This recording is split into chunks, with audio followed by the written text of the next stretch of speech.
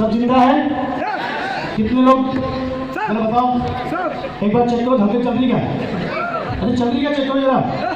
आपकी नहीं, पड़ोसी में चेक कर लो। जिंदा बैठा है ना? दोस्तों, नाम राजेश बाकोरे है और इंदौर से रहने वाला हूँ। सबसे पहले तो मैं आज धन्यवाद देता हूँ मोहन गिरीश सर को कि मोहन गिरीश सर जैसे इंसान ने ये साबित कर दिया है कि अगर गवर्नमेंट जॉब जहाँ 1.5 लाख रुपए हुआ करती थी, लोगों की हिम्मत नहीं होती छोड़ने की, लेकिन इस समय जज्बा तैयार किया और 1.5 लाख रुपए का जब उन्होंने चेक छोड़ा था महीने का, आज 12.5 लाख रुपए लेके साबित कर दिया है तो कुछ भी हो सकता है। मोहन सर आपको सबसे पहले बहुत बधाई कि आज आपने प्रूव कर दिया है कि इंसान अगर इरादा बना ले तो जीतने का तो नामुमकिन कुछ भी नहीं है ना? यस और नो? यस और नो? देखिए, बहुत से लोग बैठे हैं, समझ सकते दोस्त, समय ज्यादा हो रहा है, ज्यादा वक्त आपका लूंगा नहीं, बस मैं इतना कह सकता हूं, क्या खुद से प्यार करते हो? अरे खुद से प्यार करते हो? खुद से प्यार करते हो ना? तो दोस्त, आज बैठ के रहना और आज उस शख्स को सुन के जाना जिस शख्स ने मुझ जैसे ना जाने कितने लोगों को हीरो, जीरो से हीरो बनाया है। आप बनना चाहते हो? बनना चाहते हो? दोस्त, आज से इस नेटवर्क मार्केटिंग करने से पहले मेरी छोटी सी जॉब हुआ करती थी, गवर्नमेंट जॉब में हुआ करता था। संविदा शिक्षक की नियुक्ति पर 5,000 रुपए से मेरी शुरुआत हुई थी, 16,000 रुपए तक मेरी नौकरी गई थी और अचानक मुझे भी यह बिजनेस फेसबुक के माध्यम से मिला। मैं चाहता हूं एक बार आपने सबके लिए ताली बजाई, लेकिन एक बार मार्क जुगलबर्ग के जरूर बजना चाहिए। ये रियलिटी है। ऐसा कहते हैं जिसने कुछ दिया उसका हमेशा कर्तव्य होना चाहिए। सर ना? दूसरा धन्यवाद दोस्त, मेरे दुनिया में माँ बाप को ही मानते सब कुछ है और हम हर दिन हर बार जब से हाउस संभालते हैं, मंदिर गुरुद्वारे चर्च जाते या नहीं? जाते या नहीं? अरे जाते या नहीं? हेलो, अरे जबान है क्या? उठने के नीचे होती है क्या? एक बार चिल्ला के बताओ जरा।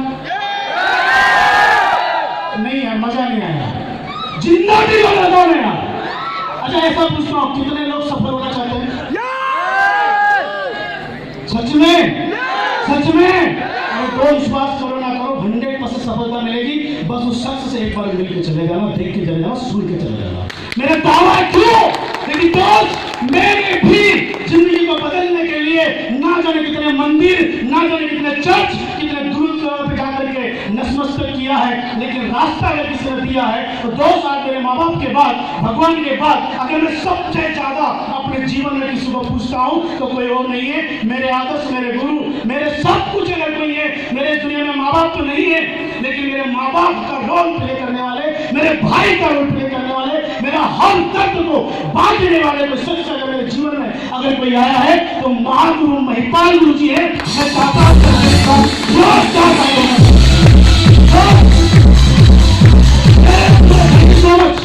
मेरे दोस्त, मेरे पूरे खानदान के अंदर कोई बिजनेस नहीं करता है, नौकरी करता है, मजदूरी करता है। इस बंदे के घर पे 4 भाई 4 बहनें थे, किसी के पास कोई काम नहीं था, सिर्फ और सिर्फ बेरोजगार थे। लोगों के यहाँ जा करके, मांग मांग करके, काम कर करके सीजनों पे आते थे, सोयाबीन काटने का, गेहूं काटने का, ऐसे चीजों पे जा करके लोगों के यहाँ मजदूरी करते थे। थैंक गॉड परमात्मा का कि माँ बाप ने कहीं ना कहीं मुझे पढ़ा लिखा दिया था और पढ़ा लिखा करने के बाद मेरे खानदान का सबसे ज्यादा डिग्रीधारी डबल MA पास जिसको बोलते हैं वो राजेश बाकोरे बन गया था और एक सरकारी नौकरी में चला गया था और सोच रहा था कि मेरे माँ बाप के सपने पूरे होंगे, मेरे बच्चों के सपने पूरे होंगे, लेकिन दोस्त नहीं हुए। नौकरी सिर्फ जगह पूरी करा सकती है, सपने पूरे नहीं करा सकती। हाँ या ना? यस और नो?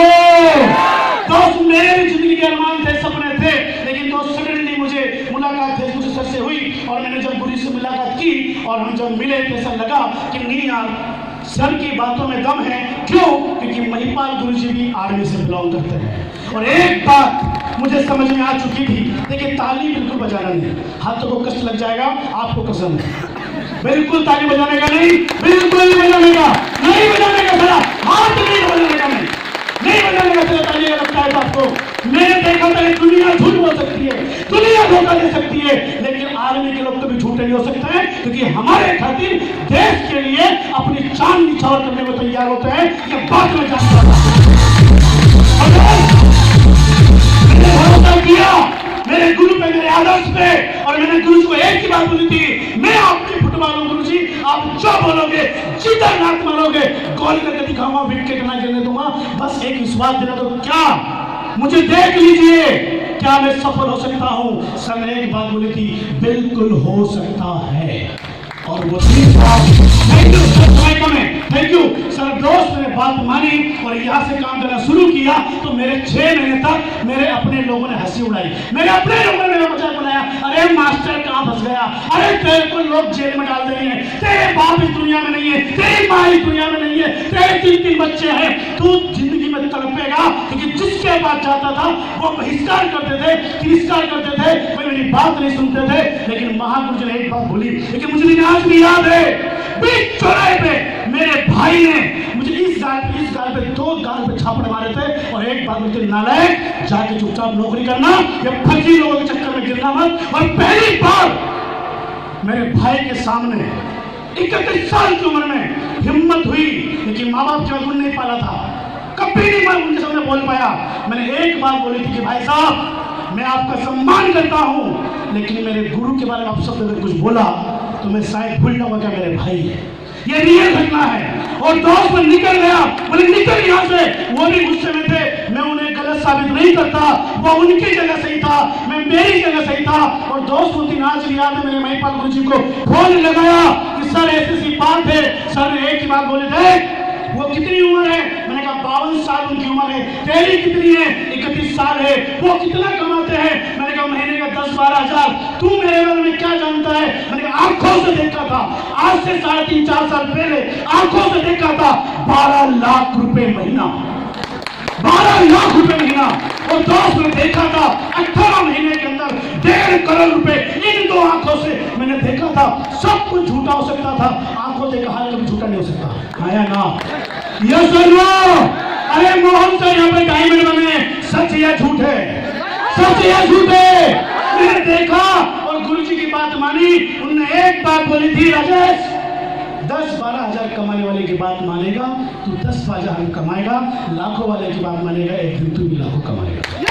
दोस्त मुझे बड़ा गर्व है, उस दिन उस पल का बड़ा धन्यवाद देता हूँ। हिम्मत बहुत टूटी, हिम्मत ने बहुत निराशा दिया, लेकिन रुका नहीं, थका नहीं। और जिंदगी में कभी भी अपने गुरु जी फ्रंट लाइन के लोग बैठे हुए, कभी जिंदगी में शिकायत निकली है। जो भी समस्या आई, सफलता के लिए पहला काम करना पड़ता था।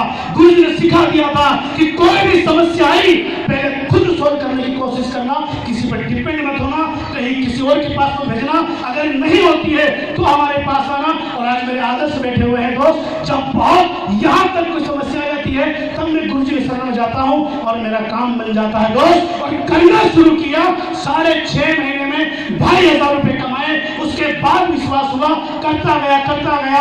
यहाँ से फिर मैंने 10 लाख, 20 लाख, 30 लाख, 40 लाख, 50 लाख, इस पूरे 5 साल के अंदर 58 लाख रुपए कमा के आज आपके सामने। जिस बंदे पे लोग कभी हंसते थे, मजाक बनाते थे, कुछ नहीं होता है, 19.5 महीने के अंदर अपनी पैशन भरोसे में अपनी 12.5 लाख की टॉप होंडा में कार में आ चुका था दोस्त। ये गरीब बना का लड़का जिसपे मत नहीं ताली, समय कम है, सिर्फ सुन के जाना और दिल में अगर तुम्हारी आ गया तो दोस्त ये बात लेके जाना कि ये बात झूठ नहीं है। लेकिन हर आदमी बोलता है यहाँ के, मैं ये था, मैं वो था। अमीर आदमी कभी इतिहास नहीं बनाता कि तो पहले से अमीर है। मुकेश अंबानी ने अंबानी क्या रिकॉर्ड बनाएंगे? रिकॉर्ड बनाया धीरूभाई अंबानी ने। हाया ना? हाया ना? अरे दोस्त, अगर मैं अमीर खानदान में जन्म होता और मैं आज अगर बोलता कि मैं यहाँ से 2 लाख महीने कमाता हूँ, कोई बड़ी बात नहीं होती।